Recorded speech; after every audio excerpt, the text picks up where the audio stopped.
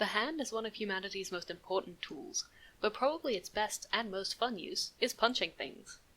Part 1. The bones. In the hand there are 8 short bones, the carpals, and 19 long bones, the metacarpals and phalanges. The carpal bones of the wrist are arranged in 2 rows of 4.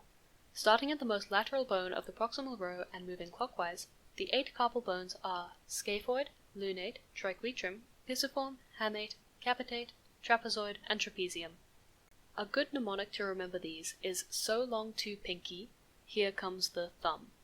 The intercarpal joints are synovial gliding joints that permit sliding movements along the plane of the joint.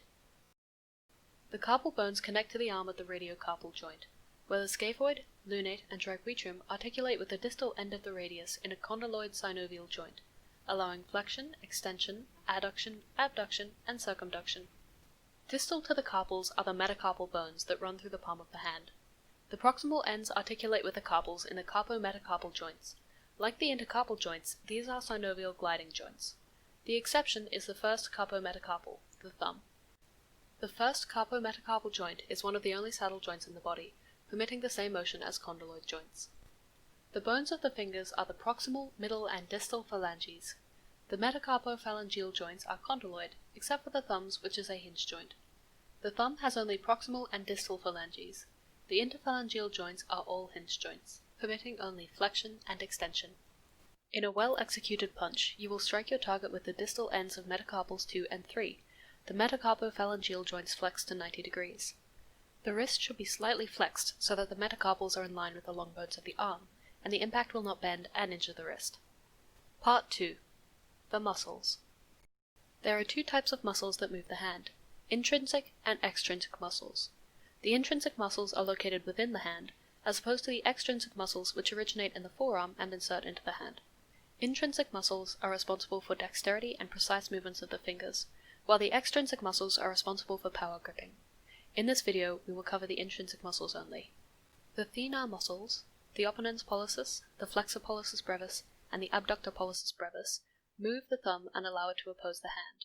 The opponens pollicis flexes and medially rotates the carpo-metacarpal joint.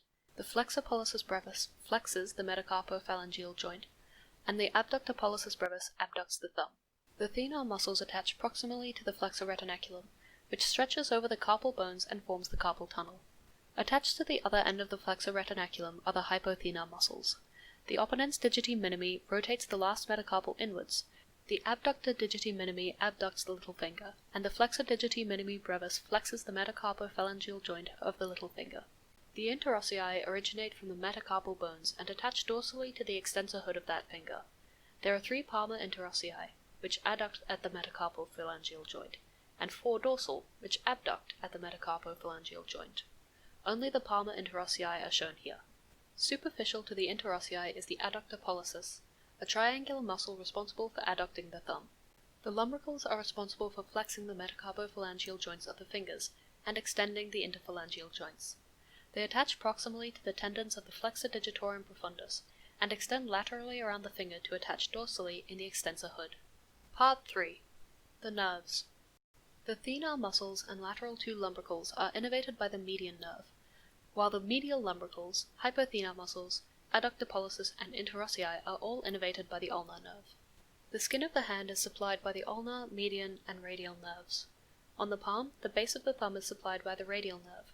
The medial third of the palm, the little finger, and the medial half of the ring finger is supplied by the ulnar nerve, and the rest of the hand is supplied by the median nerve. Dorsally, the distal halves of the thumb, first and second finger, and the lateral distal part of the ring finger are supplied by the median nerve. The ulnar nerve supplies the little finger, the lateral half of the ring finger, and the medial third of the hand. The rest of the hand is supplied by the radial nerve. Part 4. The blood supply. The hand is supplied by the ulnar and radial arteries, which flow into the deep and superficial palmar arches.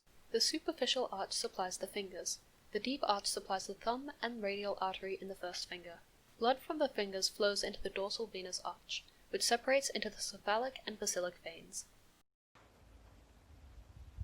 Thank you for watching this video. Please don't punch things.